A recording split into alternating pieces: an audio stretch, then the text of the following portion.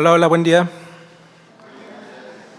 Ya algunos nos saludamos hace un ratito, a los que no, en un ratito más nos saludamos, pero doy la bienvenida en general. Para quien nos visita por primera vez o si estás viendo en tu casa esta grabación por primera vez, mi nombre es Raúl Estrada. Tengo el gusto, el placer, la bendición de colaborar con esta iglesia desde hace ya algún tiempecito. Y bueno, desde hace algunos domingos atrás hemos estado estudiando la segunda carta a los Corintios. Como bien, pues ya se habrán dado cuenta cuando mi hermano Evel leyó el pasaje correspondiente a la mañana de hoy. Venimos viendo esta carta que, a diferencia de la primera, es más teológica, porque la primera es muy práctica, pero esta sí ya engloba más enseñanzas, más doctrina, más teología, y creo que el Señor nos ha estado hablando bastante a través de este escrito del apóstol Pablo, y sin duda hoy no va a ser la excepción. Porque la palabra siempre tiene algo que redarguirnos, la palabra siempre tiene algo que confrontarnos. Si tú no has sido confrontado por la palabra de Dios en ningún momento en tu vida, es porque no la has estado leyendo de la manera correcta, es porque no has puesto suficiente atención, pero la palabra siempre tiene algo que confrontarnos, siempre tiene algo que corregir en nuestras vidas, siempre tiene algo que hablarnos. Y el día de hoy lo hace a través de un mensaje que he titulado Heterogéneos. Yo creo que todos nosotros, cuando pasamos por la primaria, aprendimos acerca de las mezclas. Hay dos mezclas distintas, una que es una mezcla heterogénea y una que es una mezcla homogénea. La diferencia es muy simple. La homogénea, los elementos se mezclan y no se pueden distinguir, son indistinguibles. Pero la mezcla heterogénea, los elementos no se mezclan. Los elementos son distinguibles fácilmente con la vista, como el ejemplo que tenemos ahí en la postal del agua y el aceite. El agua y el aceite es una mezcla heterogénea, porque si tú viertes aceite en un vaso de agua, claramente vas a poder ver la distinción que hay entre una sustancia y otra. Entonces ese es el mensaje que hoy vamos a escuchar, el mensaje titulado Heterogéneos, y nos vamos a dar cuenta cómo el cristiano es, digamos, una sustancia, por así decirlo, heterogénea al mundo. Y cuando me refiero al mundo, me estoy refiriendo a ese sistema de pecado, a ese sistema de enseñanzas que van contrario a la palabra de Dios. Antes de comenzar de lleno con el mensaje, te voy a pedir que me acompañes en oración y pongamos este tiempo en manos de Dios para que sea Él el que nos hable a través de su palabra. Padre eterno, Padre bendito, te agradecemos por esta mañana en la que hemos podido reunirnos para alabar tu nombre y también para escuchar tu palabra, Señor. Tu palabra que es bendita, que es santa, que es perfecta. Y te pedimos, Señor, que a través de ella y a través de la obra de tu Espíritu Santo hables a nuestras vidas, hables a nuestros corazones y que nuestros corazones te glorifiquen poniendo atención al mensaje de hoy y poniéndolo en práctica también durante la semana, Señor. Que nuestros corazones te honren, dando la importancia que tu palabra tiene, estando atentos a ella y estando atentos a lo que tú tienes para hablarnos, Señor. Que tu Espíritu Santo ponga un sello en nuestras vidas y podamos retener esta palabra que es fiel y verdadera. En el nombre de tu Hijo amado Jesús, amén. Ok, vamos a comenzar viendo la primera parte del versículo 14. Solamente la parte A. Este es un pasaje bastante citado, bastante conocido, y dice así: no os unáis en yugo desigual con los incrédulos. Generalmente cuando se cita este pasaje, lo utilizan o lo aplican para el matrimonio, ¿verdad? Casi de ley que lo utilizan para decirle a un joven, a una joven: no te unas en yugo desigual a un incrédulo.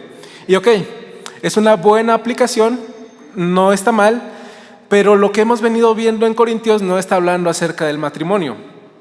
La primera carta de los Corintios sí que habló del matrimonio, pero la segunda carta en ningún momento menciona el matrimonio.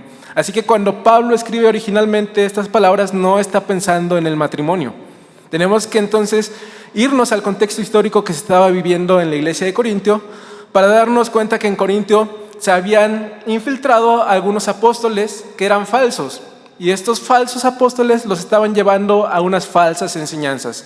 Además, en la iglesia de Corintio, también muchas personas se mezclaban con la gente que no era creyente Y entonces iban y se metían a los templos de los ídolos. Entonces iban y sacrificaban, incluso algunos hermanos corintios iban y se metían con prostitutas, que eran prostitutas sagradas de los templos que había ahí en esa zona, ¿verdad? Vemos en la primera carta a los Corintios que había un hombre que se acostaba con su madrastra. Vemos en la primera carta a los Corintios que había división en la iglesia. Y entonces todas esas cosas las tiene el apóstol Pablo en su mente cuando dice: no se unan en yugo desigual con los incrédulos, no practiquen todo eso que es propio de la cultura que los rodea. Entonces, aunque se pueda hacer una aplicación al matrimonio, aquí estamos viendo que en el contexto histórico se está refiriendo en forma general a las prácticas religiosas, a los ritos paganos y a toda esta ola de pecado que se movía ahí en Corinto. Entonces Pablo les dice: no se unan en yugo desigual con ellos, no se unan para hacer los ritos, para hacer las prácticas, para sacrificar a los ídolos, no se unan para meterse con prostitutas, no se unan para adoptar el pecado que ellos de por sí, por su naturaleza, practican. La Biblia de la Reforma nos va a decir lo siguiente: la prohibición de estar unidos en yugo desigual con los incrédulos debe considerarse en las situaciones donde una persona cedería voluntariamente a un incrédulo el control significativo sobre las acciones de uno mismo, a través de una relación o asociación voluntaria. Ni Pablo ni el resto del Nuevo Testamento nos dicen que no tengamos ninguna relación con los incrédulos, pero se nos dice que no estemos unidos en yugo con ellos de tal manera que influyan significativamente en la dirección y el resultado de nuestras decisiones morales y actividades espirituales. Vemos aquí que es una forma global. Entonces, no tenemos que unirnos en yugo con todos aquellos que de alguna manera nos puedan influenciar a pecar. Entonces sí se puede hacer una práctica al matrimonio, porque no te puedes unir en yugo desigual con una persona que te va a hacer alejarte de la iglesia, que te va a hacer alejarte de tus hermanos, que te va a hacer alejarte del servicio que brindas en la iglesia.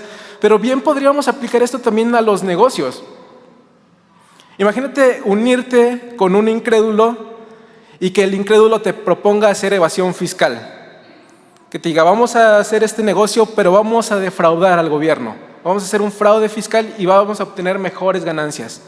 Vamos a poner este negocio, pero vamos a alterar la báscula para que nuestros kilos no sean kilos de a kilos, sino de 800 gramos. Entonces todo eso te puede llevar a pecar, ¿no? Y eso ya es un yugo desigual. Y si se dan cuenta, la aplicación no necesariamente tiene que ser al matrimonio. Ahora, algunos se estarán preguntando: ¿entonces no puedo trabajar para un incrédulo? La respuesta es: sí puedes, porque ahí eres subordinado, no estás en yugo. No estás asociándote con él, eres un subordinado. Y si te pide hacer algo que vaya contrario a la palabra de Dios, fácilmente puedes renunciar.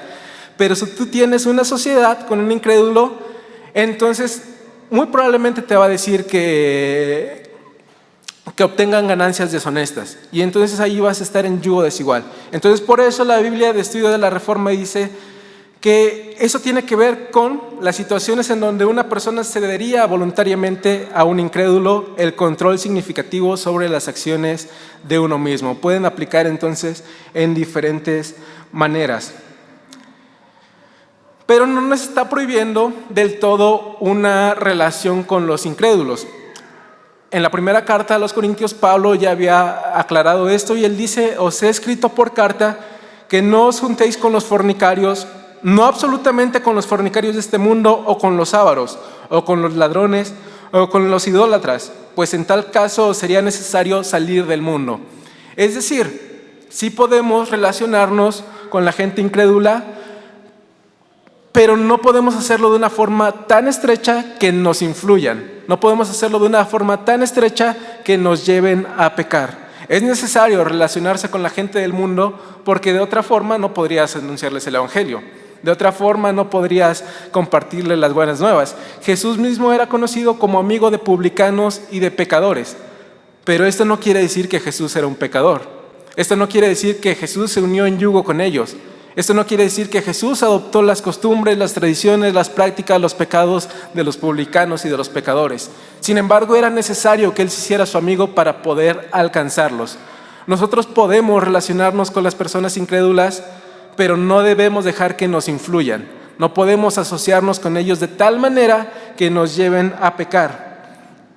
Puedes relacionarte con no cristianos, pero tus relaciones más estrechas deben de ser con hermanos en la fe. Dicen por ahí que el agua busca su nivel, ¿verdad? Y entonces si tus relaciones más estrechas son con incrédulos, hay algún problema contigo. Si tus relaciones más estrechas son con personas que no practican la santidad, que no practican los valores morales cristianos, entonces hay un problema ahí contigo. Tus relaciones más estrechas tienen que ser con personas que compartan tu misma fe, que compartan tu misma ética cristiana, que compartan tu misma creencia y tus mismas prácticas, para de esa manera poder apoyarse unos a otros, para de esa manera poder crecer juntamente, porque si no, todo el tiempo vas a tener un tope que no te va a dejar crecer, que no te va a dejar avanzar en la fe. Entonces lo que tenemos que evitar, lo que tienes que evitar, lo que tengo que evitar yo es una unión que te haga quebrantar tu pacto con Dios. Y aquí podemos hablar, como ya lo dije, de negocios, podemos hablar de matrimonios, podemos hablar de amistades también. Evita toda aquella relación que te haga quebrantar tu pacto con Dios. A veces queremos alcanzar a un amigo, ¿no? Pero si no estamos realmente influyendo en él y al contrario él nos está influyendo, pues lo más sano es cortar con esa relación o tratar de cambiarla. Pero si no la puedes cambiar y si no puedes ser una influencia en su vida y al contrario te estás dejando influenciar por él, tienes que quebrar con esa relación, tienes que quebrar con todo aquello que te haga romper tu pacto con Dios. Voy a leerles una versión que se llama La Palabra, así se llama esta traducción de la Biblia. Y esta traducción la traduce de esta manera: no os asociéis, ahí he subrayado esta palabra, asociéis, con los incrédulos, formando una pareja desigual. Esta palabra es muy importante, no se asocien.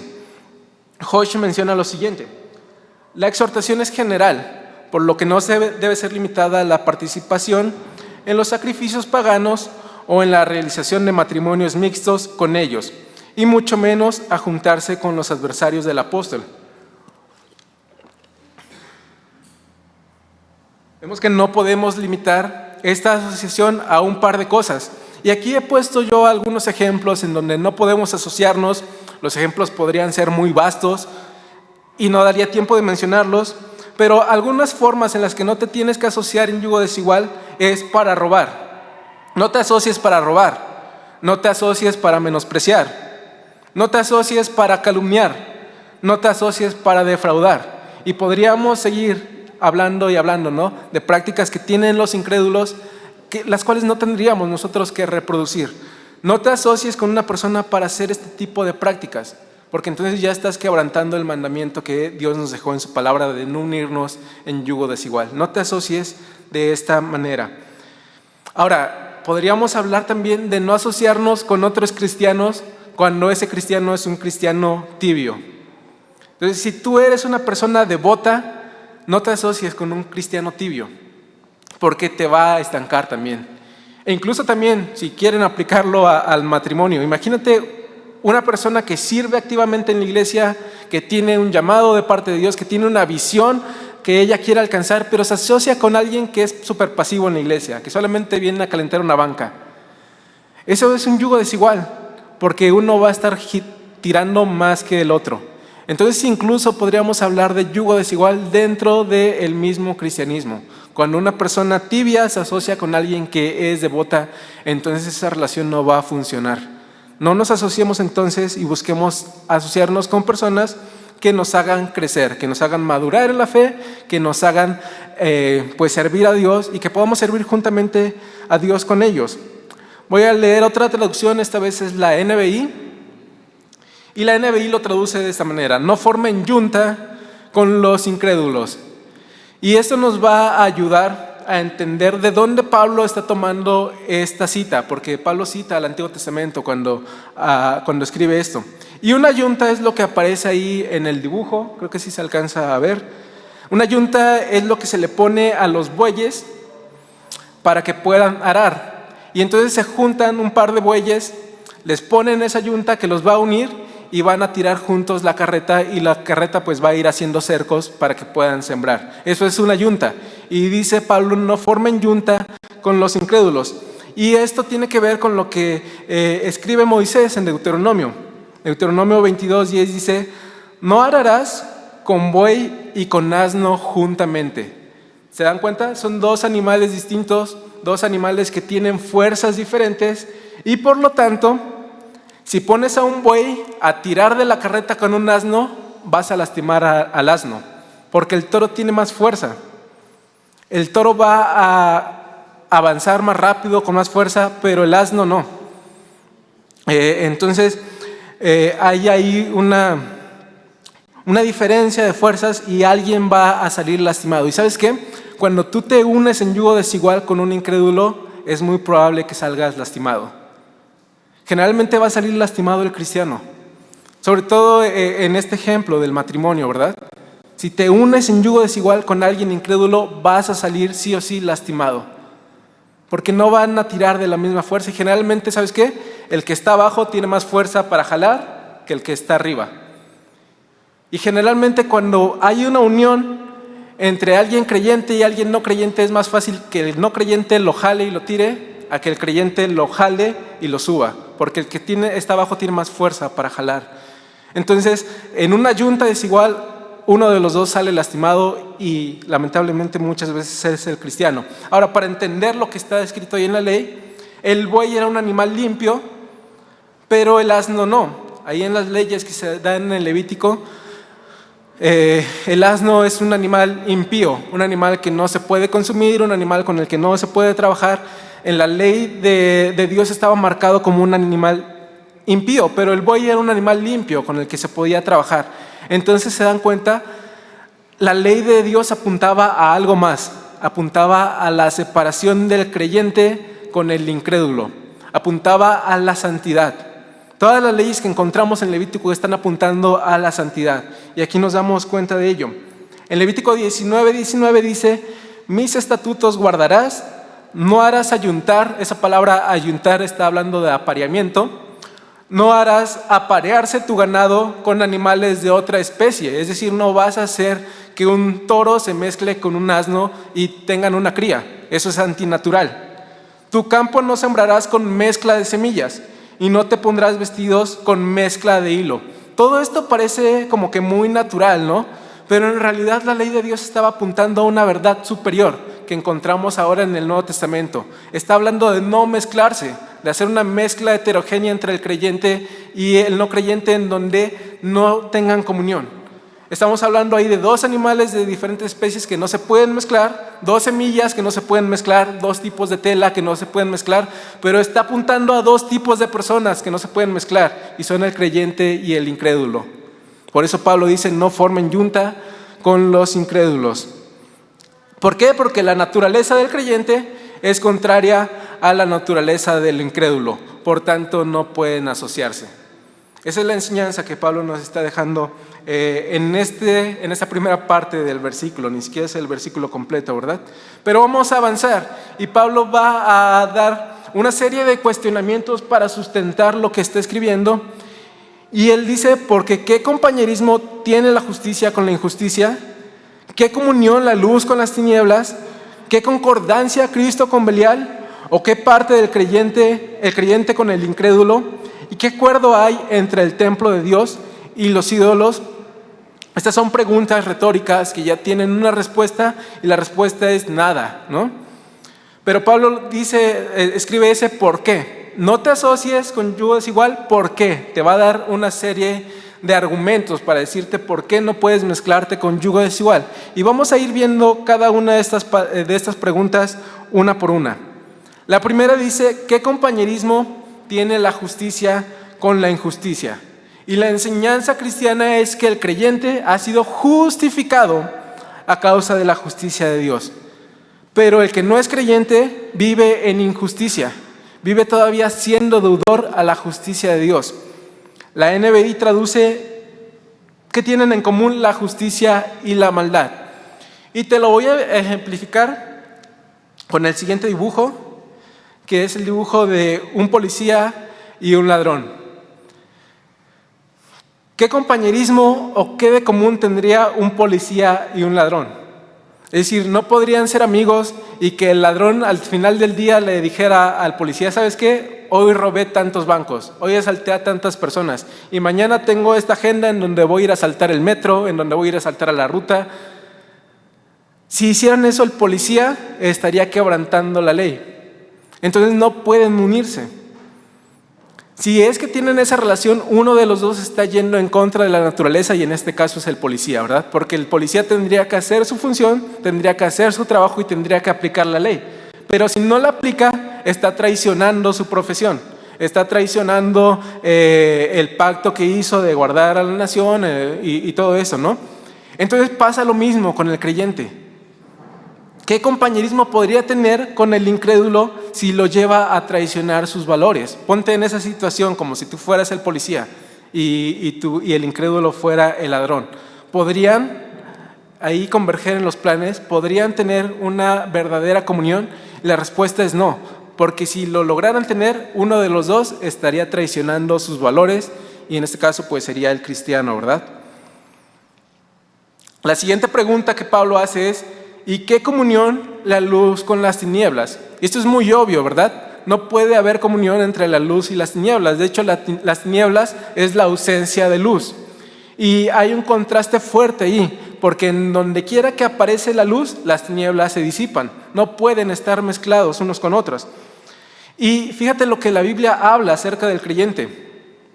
Mas vosotros sois linaje escogido, real sacerdocio, nación santa, pueblo adquirido por Dios, para que anunciéis las virtudes de aquel que os llamó de las tinieblas a su luz admirable. Es decir, tú vivías en las tinieblas, pero Dios te llamó y te sacó de ahí, para que ya no vivas más en las tinieblas, sino que ahora vivas en su luz admirable. Juan 8:12. Otra vez Jesús habló diciendo: yo soy la luz del mundo, el que me sigue no andará en tinieblas, sino que tendrá la luz de la vida. Siempre que se habla de luz y tinieblas hay un contraste y hay algo que no se puede mezclar. Fuiste sacado de las tinieblas para vivir en luz. Cristo es la luz y el que lo sigue no andará en tinieblas. Y una cita más, Efesios 5:8. Porque en otro tiempo erais tinieblas, mas ahora sois luz en el Señor. Andad como hijos de luz. ¿Qué comunión la luz con las tinieblas? Ninguna. No hay comunión entre la luz y las tinieblas. Y nosotros antes éramos tinieblas o vivíamos en las tinieblas, pero hemos sido rescatados de ahí para que ahora ya seamos luz. Entonces no podemos tener comunión con las tinieblas.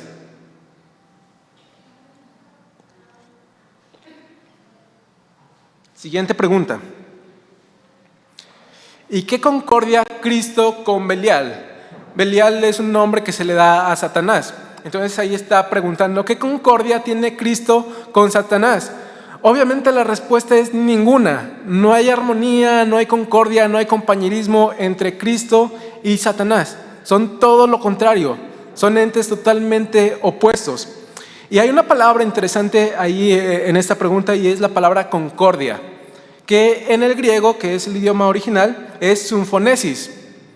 Symphonēsis, creo que si les preguntara a todos nos sonaría una palabra en español, porque al transliterarla, symphonēsis se convierte en sinfonía. Y una sinfonía es armonía de voces. Entonces seguramente ustedes han escuchado a una orquesta sinfónica en donde encontramos muchos instrumentos tocando una misma pieza y que suena espectacular. Son diferentes instrumentos, instrumentos de viento, instrumentos de cuerda, percusiones y demás, pero todos están sonando armónicamente y suena lindo, suena bonito. ¿Qué pasaría si uno de esos instrumentos empezara a tocar una melodía distinta, en otro tono, en otra armonía? Se iba a escuchar feo. Incluso aquí mismo, ¿no? Nosotros que solamente tocamos con 3 instrumentos. Si Alan tocara en una escala distinta a la que yo estoy tocando, o yo hiciera eso, se escucharía mal. Y eso que solamente son 2 instrumentos, pero se escucharía mal. Y entonces aquí está hablando de qué armonía puede tener Cristo con Belial. Nada, hay una disonancia ahí entre Cristo y Belial. Hay una disonancia también entre el creyente y el incrédulo. Entonces podemos tener muchas cosas en común con los no creyentes, como gustos culinarios, gustos deportivos, nacionalidad, etcétera. Pero la vida interior de cada uno es totalmente diferente. Son disonantes entre sí. No hay armonía. Y es cierto, ¿no? Yo tengo amigos que no son creyentes, pero disfrutan del fútbol tanto como yo, ¿no? Disfrutamos de la pizza de la misma manera, ¿no? Tenemos cosas en común con los no creyentes. Y si tú vas por la calle y tuvieras que distinguir quién es creyente y quién no lo es, no podrías. No es como que andemos caminando y hay algo acá en nuestra cabeza que nos distingue como creyentes, ¿verdad? Pero los frutos son los que distinguen al creyente del incrédulo. Por sus frutos os conoceréis. La vida interior es la que distingue al creyente del incrédulo, y esas dos vidas son disonantes entre sí. No hay una sinfonía, no hay una armonía, no pueden mezclarse, porque es lo mismo como si se mezclara Cristo con Belial. Y la siguiente pregunta es, ¿o qué parte del creyente con el incrédulo? Cuando hablamos de parte, pues hablamos de formar un todo, ¿verdad? Mi brazo es parte de mi cuerpo, y yo no podría decir que yo soy cristiano, pero mi brazo no. Eso sería ridículo, ¿verdad? Entonces, ¿qué parte podemos tener con el incrédulo? Ahí hay un ejemplo de un ajo, y aunque parece que la mandarina encaja ahí perfectamente en ese hueco, no puede tener parte del ajo, ¿verdad? Lo podemos poner ahí, pero no se va a convertir en ajo, no tiene parte del ajo. No porque encaje en ese hueco se convierte en ajo. Entonces, ¿qué parte del creyente con el incrédulo? Nuevamente la respuesta es ninguna. ¿Y qué acuerdo hay entre el templo de Dios y los ídolos? Aquí Pablo prácticamente generó todo ese discurso y todas estas preguntas para llegar a esta pregunta. ¿Qué acuerdo hay entre el templo de Dios y los ídolos? Y en el contexto, el templo no solamente es un edificio, sino un lugar donde Dios mora. Todo el Antiguo Testamento tiene que ver con un tabernáculo, tiene que ver con un templo en donde habita la presencia de Dios. Y entonces para el judío, cuando hablaban ellos acerca de un templo, hablaban del lugar en donde moraba Dios. Entonces los primeros lectores de esta carta relacionan el templo con la presencia de Dios. Y entonces Pablo dice, ¿qué acuerdo hay entre el templo en donde mora Dios y los ídolos? No hay ninguna. Sería una ofensa grande colocar un ídolo dentro del templo de Dios. Imagínate que tú de repente llegaras el domingo aquí y encontraras a la Juquilita, ¿no? Que es súper famosa por acá. ¿Qué ibas a pensar si vieras aquí a la Juquilita? Te ibas a sacar de onda, ¿no? Ibas a decir, ¿qué hace ese muñeco aquí? Es una ofensa que pudiera estar aquí dentro, porque nosotros sabemos que ese ídolo nada es. Entonces, es una ofensa colocar un ídolo dentro del templo de Dios. ¿Pero qué crees? Dice Pablo, ustedes son el templo del Dios viviente. Pablo dijo todo ese discurso para llegar a esto. Ustedes son el templo del Dios viviente. Y entonces no puede haber ídolos en su corazón. No puedes colocar un ídolo dentro de tu templo porque en tu corazón habita Dios. Como Dios dijo, habitaré y andaré entre ellos y seré su Dios y ellos serán mi pueblo. Toda la historia de la Biblia tiene que ver con Dios habitando en medio de su pueblo.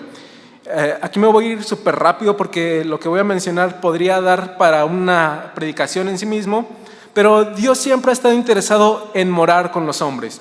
En Éxodo 26:1 encontramos lo siguiente: harás el tabernáculo de 10 cortinas de lino torcido azul, púrpura y carmesí, y lo harás con querubines de obra primorosa. Ahí encontramos la indicación para levantar el tabernáculo. Dios está hablando a Moisés y en ese tabernáculo vendría a ser morada Dios, la presencia de Dios. Entonces pasan muchos capítulos, pasan muchas cosas, muchas indicaciones y por fin levantan el templo los judíos y en Éxodo 40:34 encontramos lo siguiente: entonces una nube cubrió el tabernáculo de reunión y la gloria de Jehová llenó el tabernáculo. Los judíos siguieron las indicaciones que Dios le dio a Moisés, levantaron ese tabernáculo y cuando estuvo construido al pie de la letra, Dios puso su presencia ahí en ese tabernáculo. Una nube llenó todo ese lugar y era la presencia de Dios en medio de su pueblo.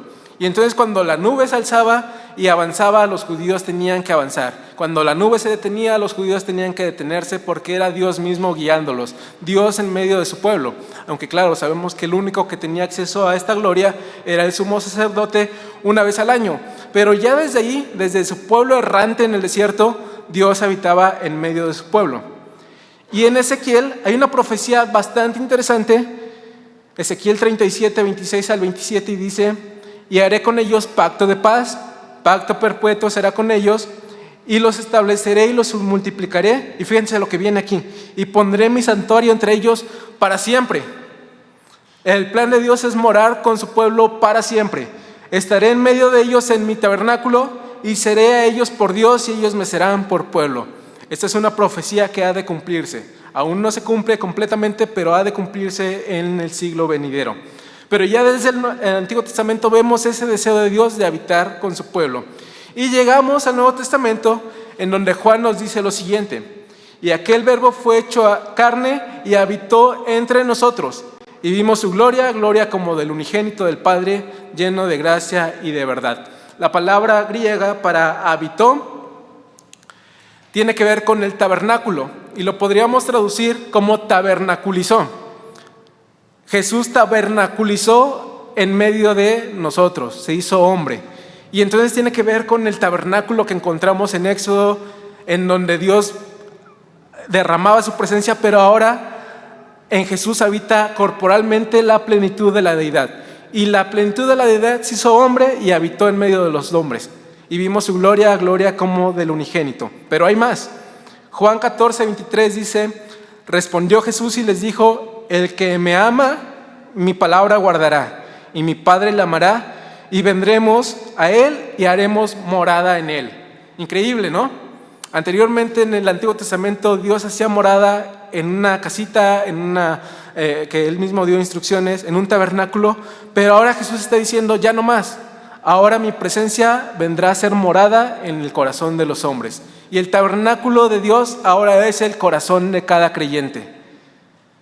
Juan 14:17: el Espíritu de verdad, el cual el mundo no puede recibir porque no le ve ni le conoce, pero vosotros le conocéis, porque mora con vosotros y está en vosotros. Perdón, esta es una carta, no recuerdo si es la primera carta, pero Juan está escribiendo esto: el mundo no le conoce, pero en ustedes hace morada. El Espíritu de verdad hace morada en sus corazones. Y entonces encontramos todo esto, ¿no? Toda esta historia de Dios queriendo morar en medio de su pueblo y ahora morando en el corazón de cada creyente. Pero aquí no termina la cosa. En Apocalipsis 21:3 dice: y oí una gran voz del cielo que decía: he aquí el tabernáculo de Dios con los hombres, y Él morará con ellos, y ellos serán su pueblo, y Dios mismo estará con ellos como su Dios. Y entonces, cuando llegue este momento, se va a cumplir la profecía de Ezequiel. Para siempre Dios habitando en medio de su pueblo, pero ahora le podremos ver cara a cara. Y entonces ya no será más como el Antiguo Testamento, cuando solamente el sumo sacerdote podía entrar en su presencia. Ya no será más como ahora, que sí, Dios mora en medio de nosotros, en nuestros corazones, pero no le podemos ver.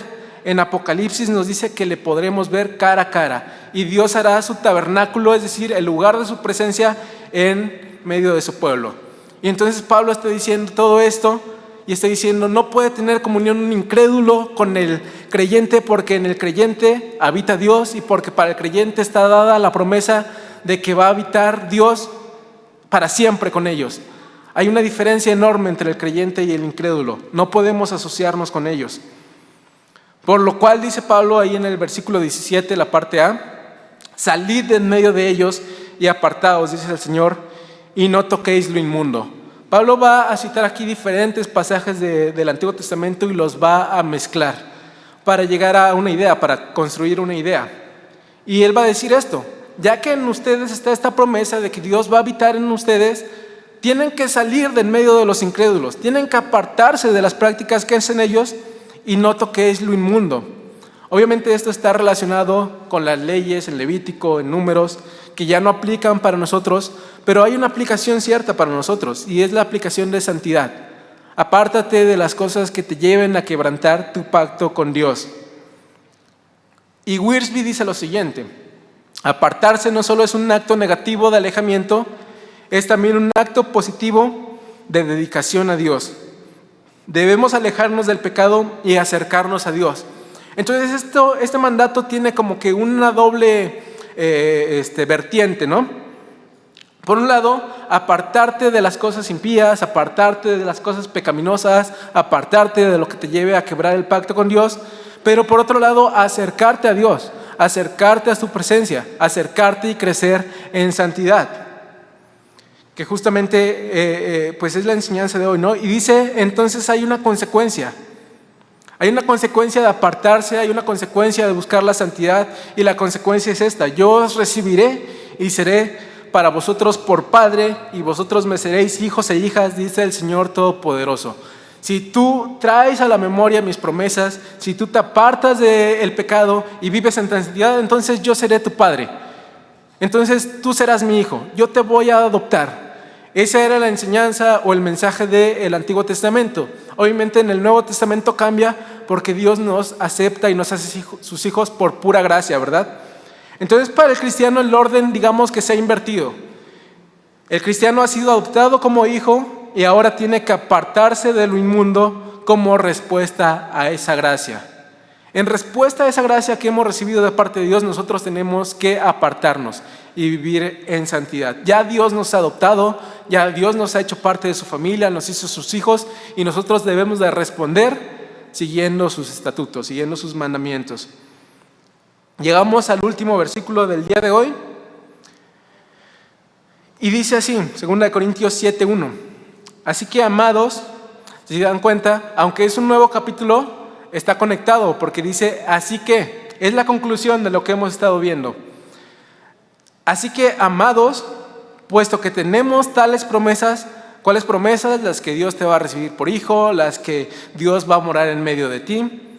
Ya que tenemos esas promesas, limpiémonos de toda contaminación de carne y espíritu, perfeccionando la santidad en el temor de Dios. Hay un mandato aquí. En otras palabras dice por tanto, y cuando decimos por tanto es un llamado a actuar. Entonces, así que, amados, ya que tenemos todas estas promesas, tenemos que limpiarnos de la contaminación de la carne y del espíritu, es decir, de forma íntegra. Limpiar nuestros pensamientos, limpiar nuestras acciones, limpiar nuestros sentimientos, nuestras emociones, limpiar nuestras motivaciones. De forma íntegra tenemos que ser limpiados, perfeccionándonos en la santidad, en el temor de Dios. Ahora bien, Dios te limpia y te hace una nueva criatura, lo veíamos hace 15 días.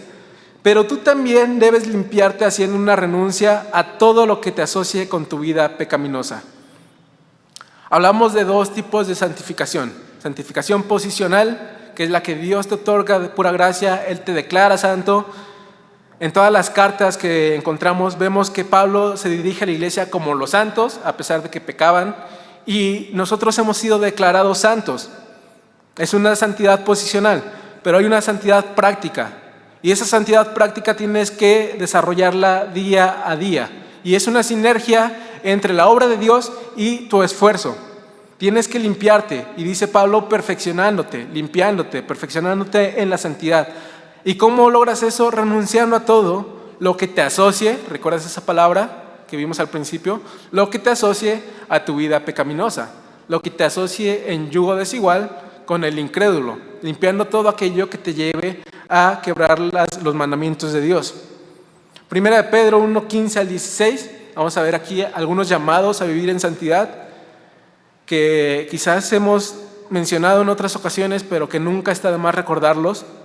Y Primera de Pedro dice, sino que aquel que nos llamó es santo, sed también vosotros santos en toda vuestra manera de vivir, porque escrito está, sed santos porque yo soy santo.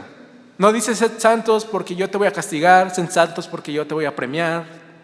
La razón para ser santos es que Dios es santo. Y Dios es nuestro Padre, somos creados a imagen y semejanza tuya, somos creados para anunciar las virtudes de aquel que nos llamó de las tinieblas a su luz admirable, y una de las más grandes virtudes de Dios es su santidad. Entonces tienes que ser santo porque tu Padre también es santo. Primera de Juan 3:3 dice, y todo aquel que tiene esta esperanza en Él se purifica a sí mismo, así como Él es puro. Y aquí lo podemos relacionar con todo esto que vimos acerca del tabernáculo. Si tú tienes esa esperanza de que Dios va a morar en medio de su pueblo, de que Dios mora en tu corazón, si tú tienes esta esperanza de ser redimido, de vivir en gloria juntamente con Dios, entonces purifícate, porque tu Padre con el que tú anhelas vivir es puro. Tu Padre con el que tú anhelas pasar toda la eternidad es puro. Tú tienes que purificarte.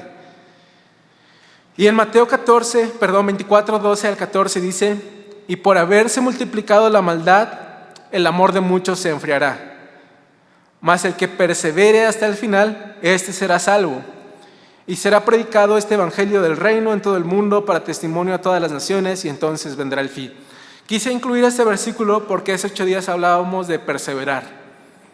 Y hablábamos de que tenemos que ser perseverantes en aflicciones, ser perseverantes en hambre, en ayuno, ser perseverantes en todas estas cosas que a veces nos lastiman, pero perseverar. Y en algo que tenemos que ser perseverantes es en la santidad. Y entonces el que persevere hasta el fin, este será salvo. Tienes que perseverar en la santidad. Y este es un llamado a eso, a ser santos. Y vamos a ir concluyendo con algunas frases que nos van a recordar la enseñanza que hemos visto el día de hoy. El creyente le pertenece a Cristo, no a Belial. Hay un contraste ahí, ¿no? El creyente habita en la luz, no en la oscuridad. El creyente ha recibido la justicia de Cristo, no la iniquidad. El creyente forma parte del cuerpo de Cristo, no forma parte del mundo. Recuerden lo que dice la Biblia: estamos en el mundo, pero no somos del mundo. En el nacido de nuevo mora el Espíritu Santo, no un espíritu inmundo. Y entonces aquí me atreví a hacer, digamos, mi propia versión de las preguntas que Pablo hacía en los versículos 14 y 15. ¿Cómo vas a participar tu creyente en una fiesta de disfraces de Halloween? Tal vez esa sería la pregunta que hiciera Pablo si viviera en nuestra época, ¿no? Tal vez ahí lo hubiera dejado plasmado. ¿Cómo vas a practicar ese tipo de cosas? ¿Qué compañerismo tiene la luz y las tinieblas? ¿Cuál es la comunión entre el Hijo de Dios y la pornografía? No hay ninguna, ¿verdad?, comunión entre el Hijo de Dios y la pornografía. ¿Cuál es la armonía entre una persona que tiene que ser llena del Espíritu Santo y la drogadicción? No hay ningún tipo de compañerismo entre esas dos acciones, ¿verdad? Tú tienes que ser lleno del Espíritu Santo y no de ninguna otra cosa. ¿Cuál es la comunión entre la vida santificada y la sensualidad? La sensualidad la encontramos hoy día por todos lados. Es un bombardeo constante, sobre todo en las redes sociales, ¿verdad? Pero la sensualidad no proviene de parte de Dios. La belleza sí. La belleza Dios la creó, pero la sensualidad no es algo que Dios haya creado. Es una distorsión de la belleza que Dios creó, porque recordemos que el enemigo no puede crear nada. Él lo único que hace es corromper, es distorsionar.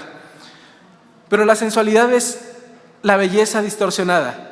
Y no hay comunión entre una vida santificada y la sensualidad que encontramos en internet, que encontramos en las redes sociales. Alejémonos de eso. ¿Cuál es el compañerismo entre un santo y las acciones fraudulentas? Lo que veíamos hace rato, ¿no? En tus negocios, ¿qué estás haciendo en tus negocios? ¿Cómo estás dirigiendo tus finanzas? Y podríamos seguir y seguir haciendo diferentes preguntas, ¿no? Ahorita hasta aquí le vamos a dejar, pero tú mismo pregúntate, ¿hay una práctica que estás haciendo que vaya en disonancia, que no tenga armonía con lo que tú eres como cristiano, con lo que tú eres como luz del mundo, con lo que tú eres como sal de la tierra, con lo que tú eres como hijo de Dios? Hay una práctica que vaya en contra de todo eso, y si es así, entonces dice Pablo: apártate y límpiate y perfecciónate en santidad. Wiersbe dice lo siguiente: como hábil médico debemos practicar contacto sin contaminación. De otra manera nos aislaremos de las personas que más necesitan nuestro ministerio. En otras palabras, sí puedes ir a los enfermos, pero tienes que ir a los enfermos con la protección necesaria, y esa protección se llama santidad. Tu equipo médico, por así decirlo, para no contaminarte es la santidad. Puedes asociarte, o más bien puedes relacionarte con los incrédulos, pero sin asociarte de forma tan estrecha que te lleven a pecar. Necesitas ir a ellos, pero sin contaminarte. Bonhoeffer, un teólogo que escribió y vivió la Segunda Guerra Mundial, él dice lo siguiente: la gracia barata es el enemigo mortal de nuestra iglesia. En la actualidad batallamos por la gracia costosa. Eso lo escribe durante la Segunda Guerra Mundial, pero sigue siendo real para nuestros días. La gracia barata es un enemigo mortal. ¿Y cuál es la gracia barata? la gracia que te lleva a vivir sin santidad, la gracia que te lleva a vivir sin la cruz de Cristo, la gracia de aquellas personas que levantan la mano haciendo una confesión de fe y después siguen su vida como si nada. Esa es una gracia barata. La gracia costosa es la que te obliga a ser discípulo de Jesús. Y dice Bonhoeffer, el único hombre que tiene derecho a decir que es justificado por la gracia sola es el hombre que ha dejado todo para seguir a Cristo.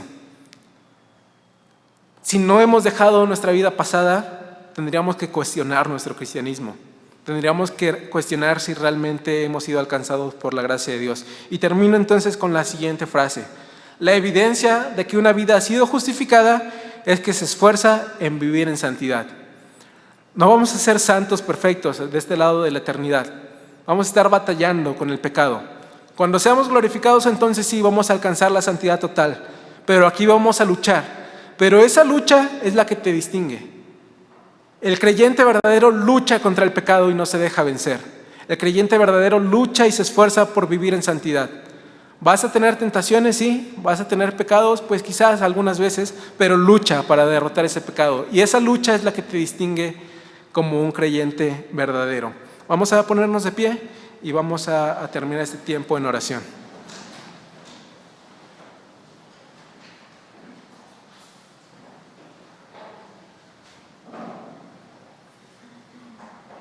Oramos. Gracias te damos, Padre, por tu palabra. Gracias por esta corrección hacia nuestras vidas de que hacer tratos con el mundo sin duda nos van a jalar. Padre, queremos honrarte al querer hacer tratos con el mundo, si es que nuestra intención es el de compartir tu palabra. Y para eso es lo que necesitamos, que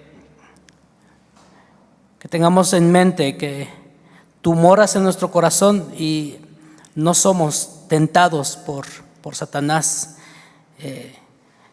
pretendiendo que caigamos y te ofendamos, sino al ser tentados podemos advertir que tú en la cruz, cuando resucitaste, cuando